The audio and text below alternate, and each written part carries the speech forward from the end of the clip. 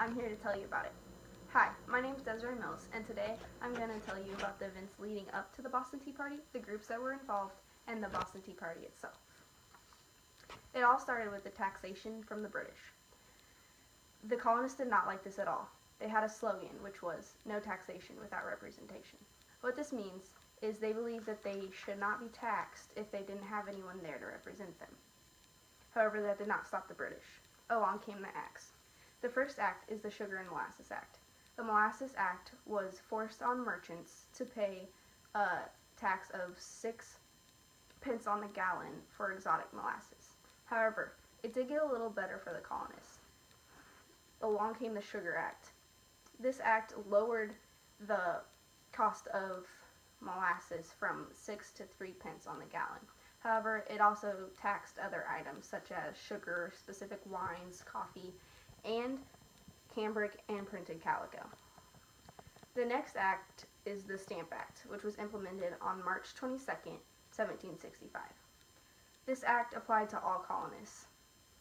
It was a tax on any piece of printed paper or paper that was written on, so pretty much everything that involved paper at all. The colonists did not like this act, especially because they saw it as a way for England to raise money without consent of their legislation. The colonists did not like this at all, so they decided to do something about it.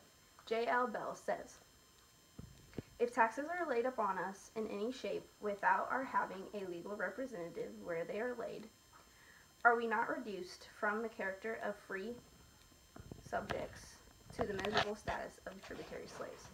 What this means is that if we don't have proper representation when taxes are laid upon the colonies, then we're pretty much just letting ourselves become slaves to whatever country is laying the taxes upon us. Next, I'm going to talk about the groups that were involved. There are several key groups that were involved in the Boston Tea Party and the events leading up to it. First is the Stamp Act Congress. This was made up of 27 delegates from 9 different colonies. They supported Virginia's position, which led to the boycott of British goods. This was also good for the colonists because they got the Stamp Act repealed. What having an act repealed means is that it's taken away so they don't have to pay the tax anymore, which was really good for the colonists. The second group is the Committees of Correspondence. Their job was getting the word out there. It was a group of men that rode around from settlement to settlement to tell everyone what was happening. Since they didn't have cell phones or telegraphs, they had to ride on horseback. Now, what they would tell them when they got there is like what we were planning on boycotting, why we were doing it, and other stuff that the British was doing that we didn't like.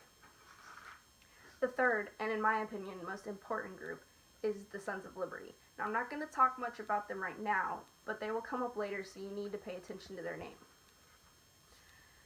The final spark leading up to the Boston Tea Party was the Tea Act. However, this is not what you think. It was not an act that implemented a tax on tea. That tax already existed because of the Townshend Revenue Act. This was a way for the East India Company to monopolize tea. The Boston Tea Party happened on December 16, 1773. Earlier that day, there was a meeting held. At this meeting, Samuel Adams said, "This meeting can do nothing more to save our country." What I didn't know, and what many of you might not know, is that this quote from Samuel Adams was actually the signal for the Sons of Liberty group to dress up as Mohawk Indians and go aboard the ships in the harbor and dump the tea into the harbor. Now, they dumped a lot of tea into the harbor. It was around 92,000 pounds. Think of this little tea bag right here. If you take 200 of them, that equals 1 pound. Now, all you have to do is add 91,000 more pounds to that, and you would get the equivalent of how much tea was dumped into the harbor. Now, you can only imagine what the harbor would smell like and look like for months following the Boston Tea Party. Colonies all around would smell like tea, and the harbor would be completely brown. In conclusion, the Boston Tea Party had many impacts. The first being that if the colonists had not stood up for what they believed, it's possible that America might not be the great country it is today. Also, the British might still be in control of us. However,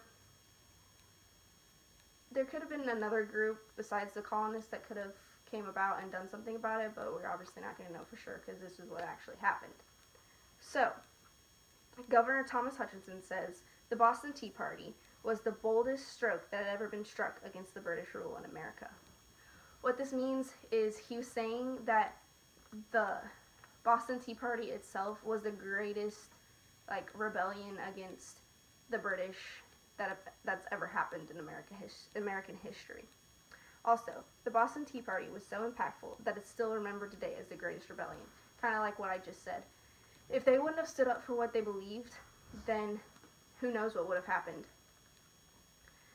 I hope you learned something today. Thank you for listening.